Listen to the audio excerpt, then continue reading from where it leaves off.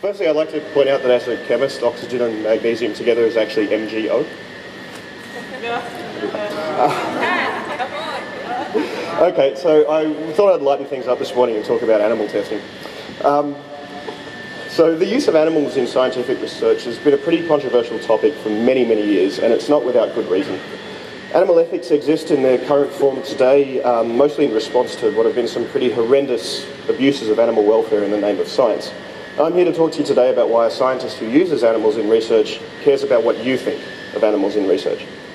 Now, unlike many animal welfare groups, like the People for the Ethical Treatment of Animals, I'm sure you're all familiar with, I'm firmly in the camp that believes that animal testing is something that's essential to society that depends on modern medicine.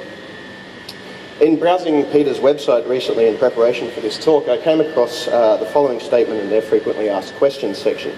And that was, don't most scientists care about animals because their research depends on animals' well-being? Now, Peter's answer was emphatically no.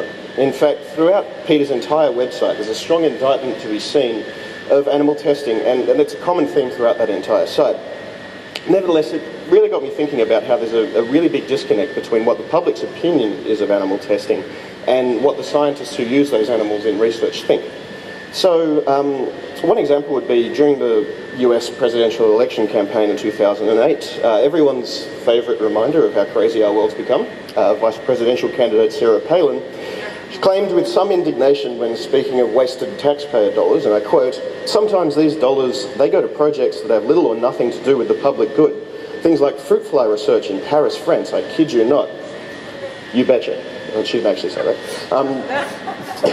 Anyway, that in itself was head-scratch inducing enough. And it was a little more confusing by the fact that earlier in the same speech she said, when urging for more funding for people with disabilities, in particular autism, that early identification of a cognitive or other disorder, especially autism, can make a life-changing difference. Now, I was pleased to note that immediately after this speech, scientists worldwide spoke up about the importance that fruit flies have in research, especially in uncovering secrets of baffling illnesses like autism, particularly the role that the Drosophila fruit flies played in identifying possible genetic markers for autism.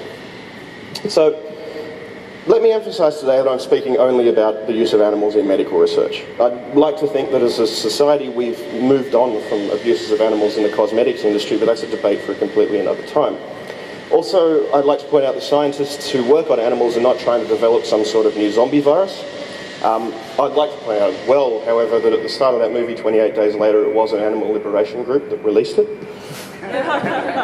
But since I wrote the first draft of this talk, I also saw the new Planet of the Apes movie, so my opinion has shifted a little bit.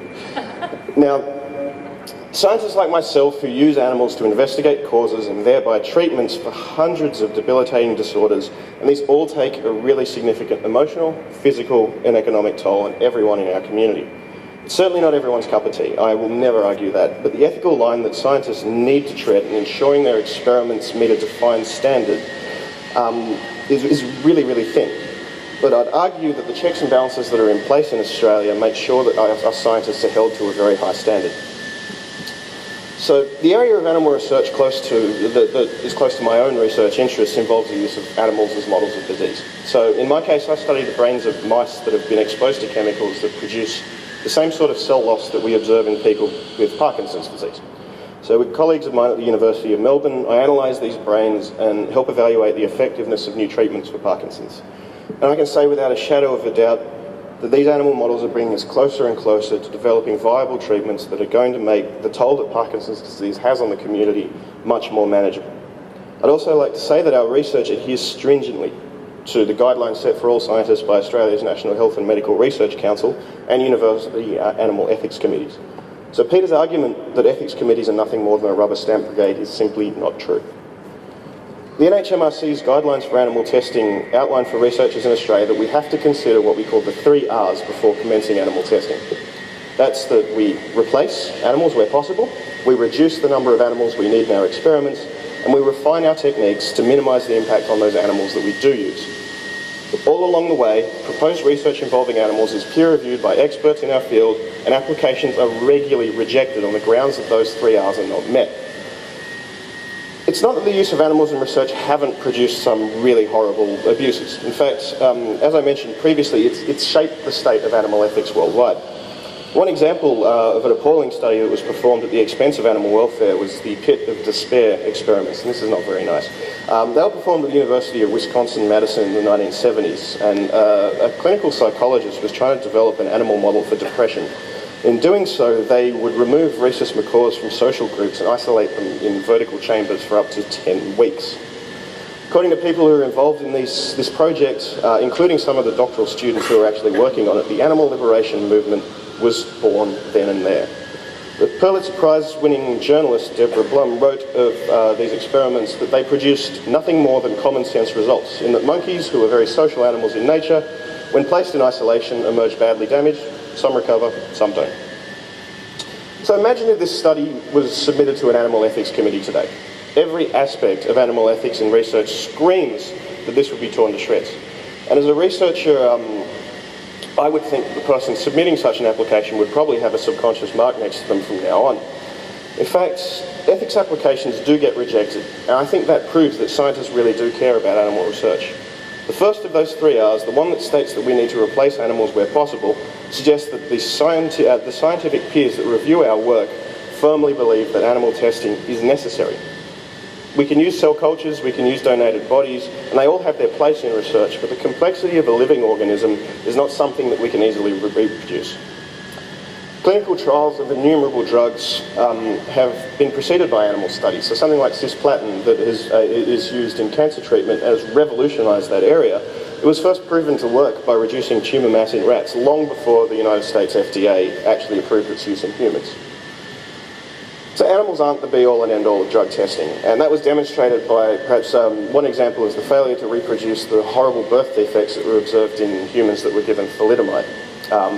After it was obvious that this drug wasn't safe for use in humans, a lot of animal studies were done, and it was found that we couldn't replicate the same effects. Now, in advances in modern drug discovery, there's something of a double-edged sword. So, as we're getting treatments that are more specialised and targeted for the human body, the chances of us picking up the problems that we're going to encounter later down the track in animal models is becoming smaller and smaller. This highlights how animal ethics needs to be a really dynamic entity. It needs to be able to respond to changes in technology that impact the need for animals in research. I'd love to say that we're getting closer to a time when we don't need to use animals as subjects for research, and I'm not going to say we're not, but we're not quite there yet. So, as a scientist, I like to think about the debate surrounding animals in medical research, much like climate change discussions dominate our media. Experts are nearly unanimous in their view that humans are impacting on the planet's changing climate, and they've presented huge amounts of evidence to support this view.